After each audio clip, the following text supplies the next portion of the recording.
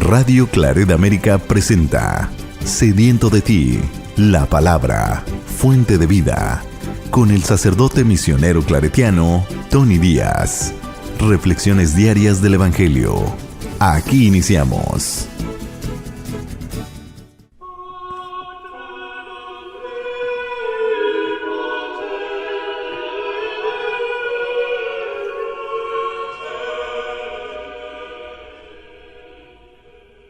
Bienvenidos hermanos a nuestras reflexiones bíblicas de las lecturas del día. Hoy es miércoles de la 33ª semana del tiempo ordinario, La primera lectura de hoy viene del libro del Apocalipsis, capítulo 4, versículos 1 al 11. Yo, Juan, tuve una visión. Vi una puerta abierta en el cielo, y la voz que había oído antes, semejante al sonido de una trompeta, me habló y me dijo: «Sube hacia acá y te enseñaré lo que va a suceder después».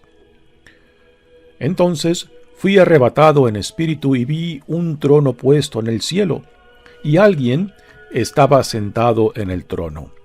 El que estaba sentado en el trono brillaba con destellos rojos, como una piedra preciosa transparente, y un resplandor como de esmeralda rodeaba el trono.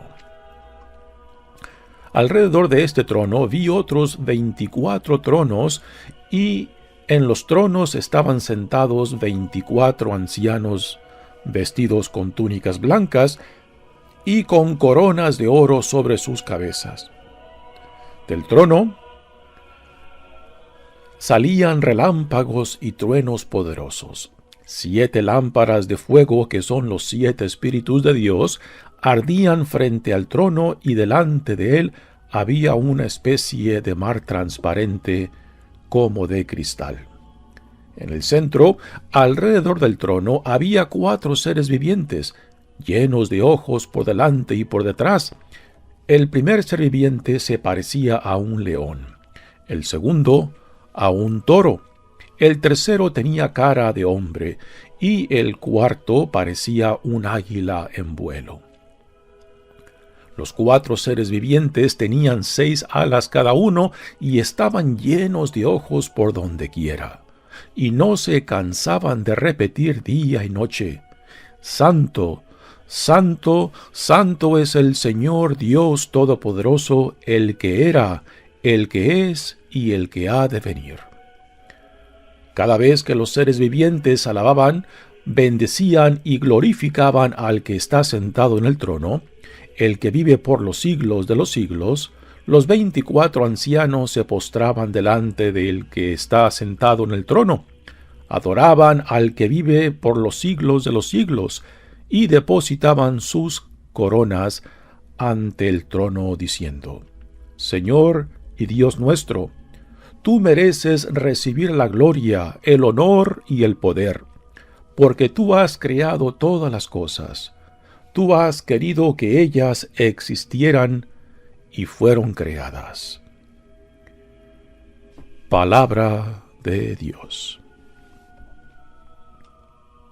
El salmo responsorial es el Salmo 150, y el responsorio es: «Alabemos al Señor con alegría». Alabemos al Señor con alegría. Alabemos al Señor en su templo, alabemos al Señor en su augusto firmamento, alabémoslo por sus obras magníficas, alabémoslo por su inmensa grandeza.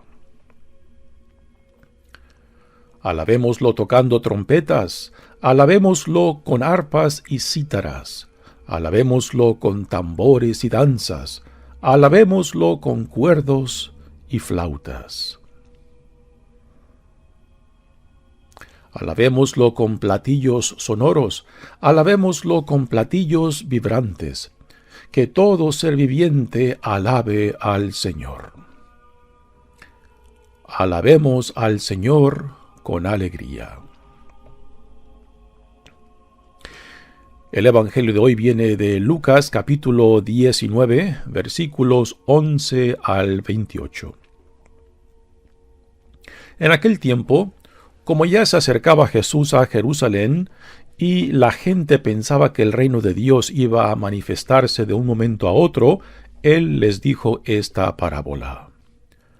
Había un hombre de la nobleza que se fue a un país lejano para ser nombrado rey y volver como tal. Antes de irse, mandó llamar a 10 empleados suyos, les entregó una moneda de mucho valor a cada uno y les dijo: «Inviertan este dinero mientras regreso». Pero sus compatriotas lo aborrecían y enviaron detrás de él a unos delegados que dijeran: «No queremos que éste sea nuestro rey». Pero fue nombrado rey, y cuando regresó a su país, mandó llamar a los empleados a quienes había entregado el dinero para saber cuánto había ganado cada uno. Se presentó el primero y le dijo: «Señor, tu moneda ha producido otras 10 monedas». Él le contestó: «Muy bien, eres buen empleado, puesto que has sido bien fiel en una cosa pequeña, serás gobernador de 10 ciudades». Se presentó el segundo y le dijo: «Señor, tu moneda ha producido otras 5 monedas». Y el Señor le respondió: «Tú serás gobernador de 5 ciudades». Se presentó el tercero y le dijo: «Señor, aquí está tu moneda. La he tenido guardada en un pañuelo, pues te tuve miedo, porque eres un hombre exigente que reclama lo que no ha invertido y cosecha lo que no ha sembrado». El Señor le contestó: «Eres un mal empleado. Por tu propia boca te condeno. Tú sabías que yo soy un hombre exigente, que reclamo lo que no he invertido y que cosecho lo que no he sembrado. ¿Por qué, pues, no pusiste mi dinero en el banco para que yo, al volver, lo hubiera recobrado con intereses?» Después les dijo a los presentes: «Quítenle a éste la moneda y dénsela al que tiene 10». Le respondieron: «Señor, ya tiene 10 monedas». Él les dijo: «Les aseguro que a todo el que tenga se le dará con abundancia, y al que no tenga, aun lo que tiene se le quitará. En cuanto a mis enemigos, que no querían tenerme como rey, tráiganlos aquí y mátenlos en mi presencia». Dicho esto, Jesús prosiguió su camino hacia Jerusalén, al frente de sus discípulos. Palabra del Señor. Muy bien, damos comienzo a nuestra reflexión de las lecturas de hoy. Continuamos leyendo del libro del Apocalipsis y seguiremos leyendo esta semana y la entrante. Después de las 7 cartas dirigidas a las 7 comunidades de ciudades de la región de Asia, después se nos dan una serie de visiones que el autor Juan recibe de lo que va a acontecer cuando el día del Señor, o sea, el regreso de Jesús, venga. ¿Venga para qué? Para tomar posesión del reino que Dios le entrega. Esta expectativa del regreso a la vida se hace referencia también en el Evangelio de hoy que viene de Lucas. En esta visión se nos da una imagen de la corte celestial, en la cual está Dios sentado rodeado de 24 seres vivientes, 4 hombres, personas, que están en tronos también. Y después hay una imagen de 4 criaturas: toro, león, un hombre y un águila.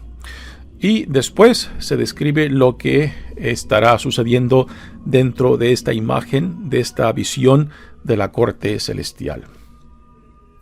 Dice la primera lectura: «Yo, Juan, tuve una visión, vi una puerta abierta en el cielo, y la voz que había oído antes, semejante al sonido de una trompeta, me habló y me dijo: sube hacia acá y te enseñaré lo que va a suceder después».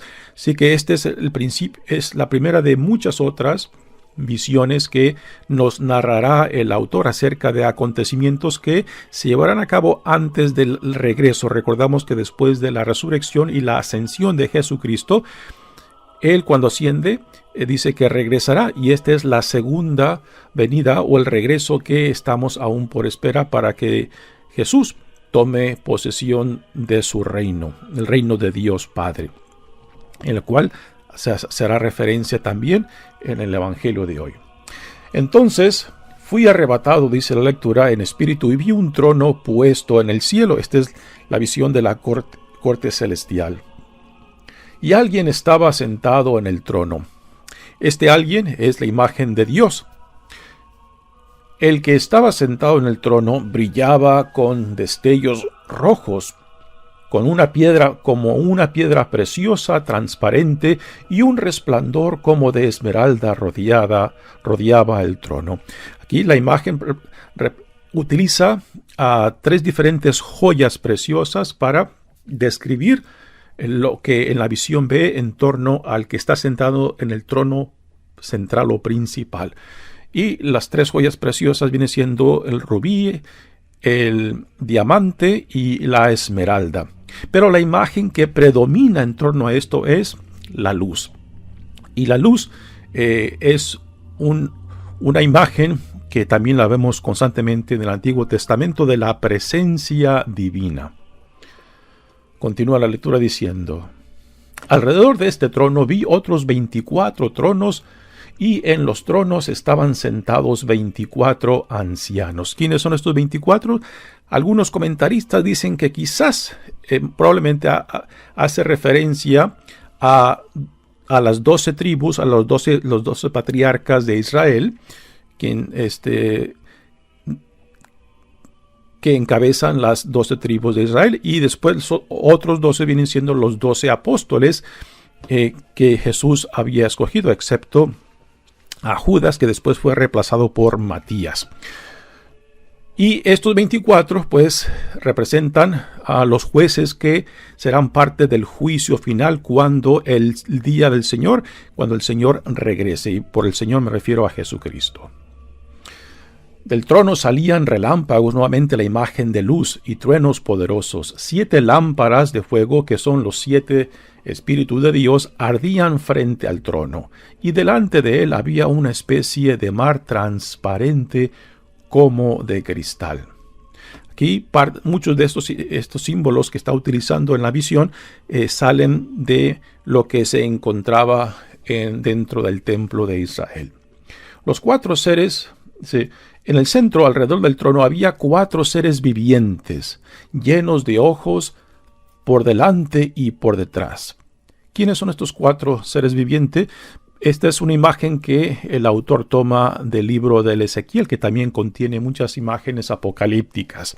Y estos 4 seres vivientes, pues, según el profeta Ezequiel, se les había dado poder para que temporalmente reinaran sobre el mundo. Dice, y ahora describe quiénes son estos seres vivientes.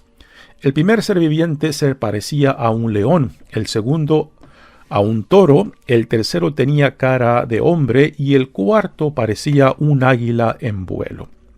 Así que nuevamente estas imágenes, el autor de este libro lo toma del profeta Ezequiel.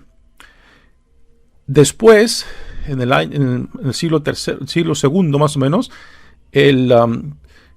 el padre de la iglesia, San Irineo, toma estas imágenes de estos 4 seres vivientes y se las aplica a los 4 evangelistas. Así que en esta imagen de la corte celestial también se encuentran los 4 evangelistas representados por estos 4 seres vivientes. El león es representado o representa al evangelista Marcos. El toro representa a Lucas. El hombre representa a Mateo y el águila representa al evangelista Juan. En muchas iglesias católicas, particularmente el ambón, desde donde se proclama el evangelio, se pueden encontrar estas imágenes de estos 4 seres vivientes que San Irineo, uno de los padres de la iglesia, pues hizo la conexión de estos 4 seres vivientes que salen del profeta Ezequiel y los conecta con los 4 evangelistas en esta corte celestial. Los 4 seres vivientes tenían 6 alas cada uno y estaban llenos de ojos por donde quiera, ¿no? Estos ojos representan los ojos de Dios que lo ven todo. Y no se cansaban de repetir día y noche: Santo, santo es el Señor Dios Todopoderoso, el que era, el que es y el que ha de venir. Es una fórmula de glorificación, de alabanza para Dios. Y cada vez que los seres vivientes alababan, bendecían y glorificaban al que está sentado en el trono, al que vive por los siglos de los siglos, los 24 ancianos, los 24 jueces, 12 que representan las 12 tribus de Israel y 12 que representan a la Nueva Jerusalén, los 12 apóstoles, se postraban delante del que está sentado en el trono, adoraban al que vive por los siglos de los siglos y depositaban sus coronas ante el trono, diciendo: Señor y Dios nuestro, tú mereces recibir la gloria, el honor y el poder, porque tú has creado todas las cosas. Tú has querido que ellas existieran y fueran creadas. Bueno, esto es algo de la explicación de lo que se nos describe en esta visión. Ahora, para nosotros que leemos este libro con un lenguaje apocalíptico, lleno de símbolos, ¿qué hemos de tomar de esta lectura? Bueno, ante todo, de que el autor Juan está tratando de expresar una visión, una experiencia que tiene de Dios, ¿no? Y utiliza un lenguaje apocalíptico, lo cual es muy simbólico. Y por eso nunca hemos de tomar el lenguaje apocalíptico literalmente, porque siempre hacen referencias a otras cosas o a otros eventos, históricos o no. Pero para saber entender o interpretar el símbolo y a lo que apunta, pues hay que conocer el contexto de dónde viene todo esto. Hoy en día pues se nos dificulta porque mucho de lo que describe y los símbolos que utilizan pues están tan lejos de nosotros que se nos dificulta, lo cual hoy en día y en la historia de la iglesia pues mucha gente quizás con buenas intenciones han tratado de interpretar estos símbolos, a veces distorsionando su significado para las motivaciones que tienen. Para nosotros, una de las cosas que podemos sacar de esta lectura es de que es muy difícil explicar y detallar la experiencia que uno tiene de lo divino o de Dios, ¿no? Y el lenguaje humano siempre queda corto para explicar y compartir o iluminar lo que uno ha compartido. Por eso casi siempre el lenguaje que se utiliza para describir lo que uno ha vivido en relación a Dios siempre es un lenguaje simbólico, poético, algo que apunta más allá de las palabras que utilizamos, ¿no? Así que de esto podemos tomar de que el autor nos está diciendo de que Dios le dio acceso a ciertos eventos que van a ocurrir, a llevarse a cabo antes de que el Señor Jesús regrese en la segunda venida para juzgar y para tomar posesión de su reino. Muy bien, pasamos ahora al Evangelio de hoy, que viene de Lucas, Evangelio que sigue el de ayer, donde leímos acerca de Zaqueo. En este Evangelio Jesús nos presenta una parábola de un hombre que es nombrado rey.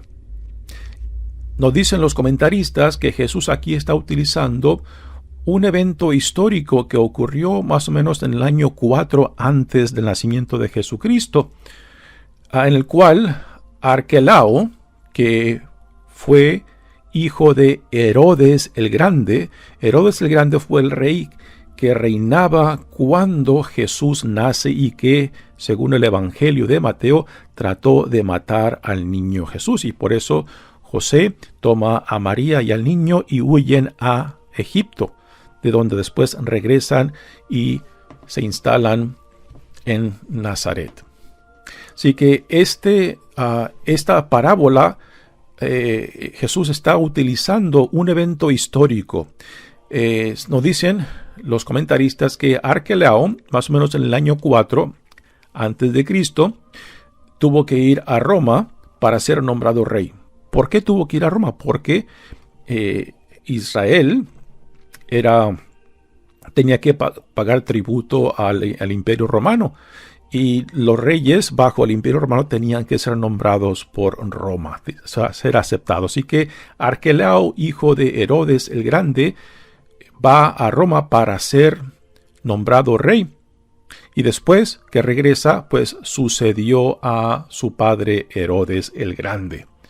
Y también nos dicen los historiadores que cuando Arquelao va a Roma para ser nombrado rey, de Israel sale otra comitiva para prevenir de que sea nombrado. Así que todo lo que esta parábola describe es un evento histórico que Jesús utiliza y se lo aplica a sí mismo, ¿no?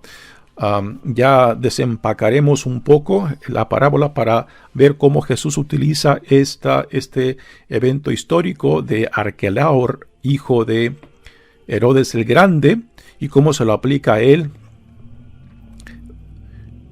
dentro de esta parábola. Dice: en aquel tiempo, como ya se acercaba Jesús a Jerusalén, y la gente pensaba que el reino de Dios iba a manifestarse de un momento a otro, él les dijo esta parábola.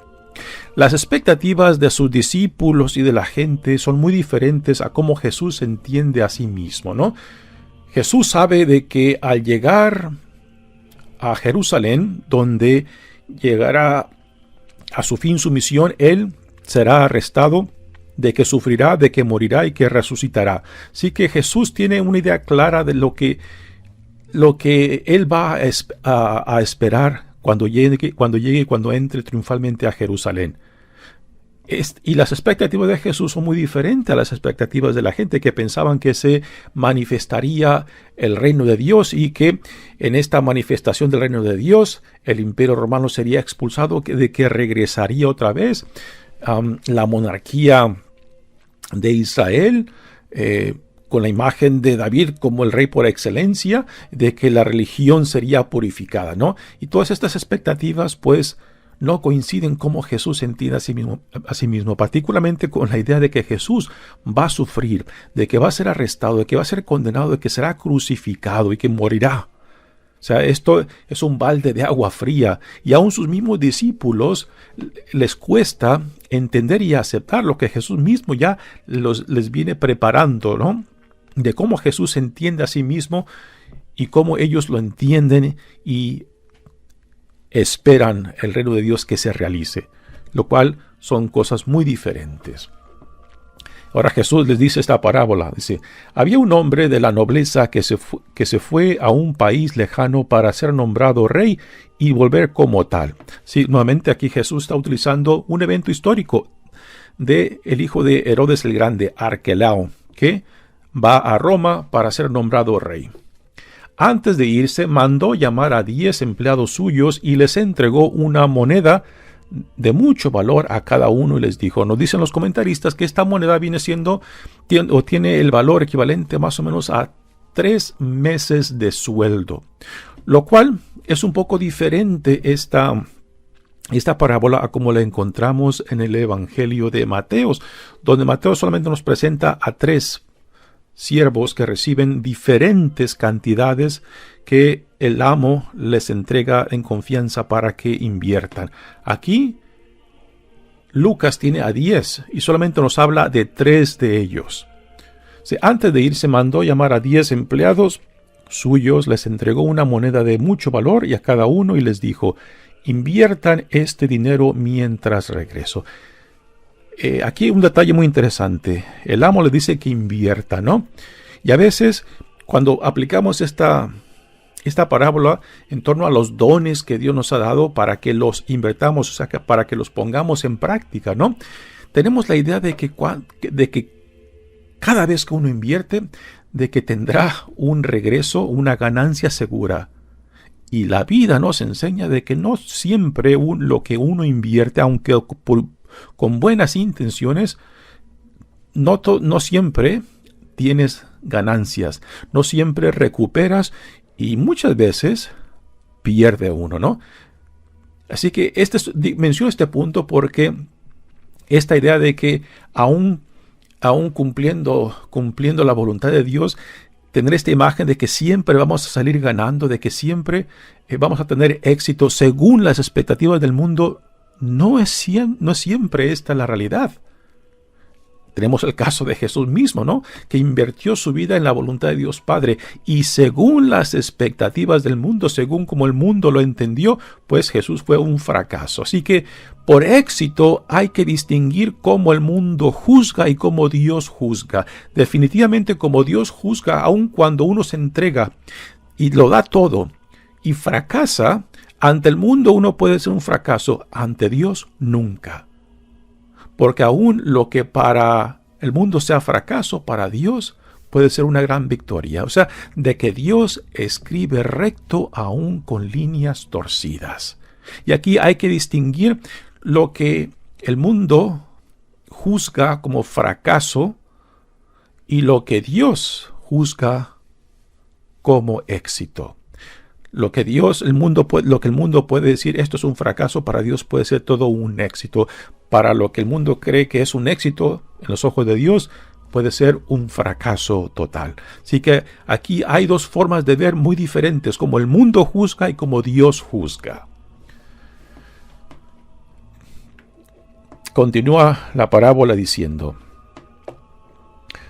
pero sus compatriotas lo aborrecían y enviaron detrás de él a unos delegados que dijeran: no queremos que este sea nuestro rey. Aquí Jesús está utilizando el detalle histórico de la delegación que fueron de Jerusalén a Roma para prevenir de que Arquelaos fuera puesto como rey de ellos. Pero fue nombrado rey y cuando regresó a su país mandó llamar a los empleados a quienes había entregado el dinero para saber cuánto habían ganado cada uno.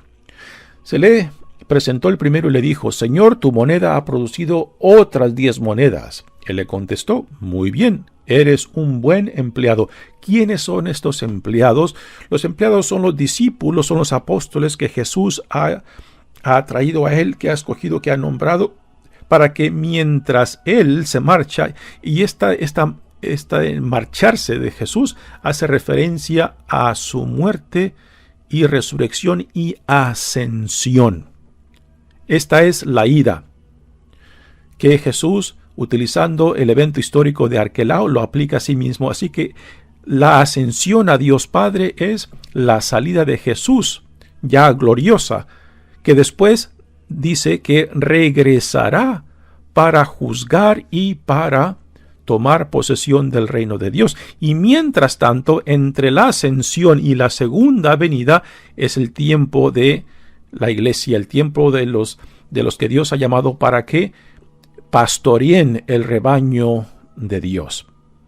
Y aquí entran todos los que han sido llamados dentro de la comunidad para servir a Dios, y Dios nos pedirá cuenta de todo esto. Se presentó el segundo y le dijo: Señor, tu moneda ha producido otros 5 monedas. Y el Señor le respondió: tú serás gobernador de 5 ciudades. Así que los primeros 2 han invertido y han producido.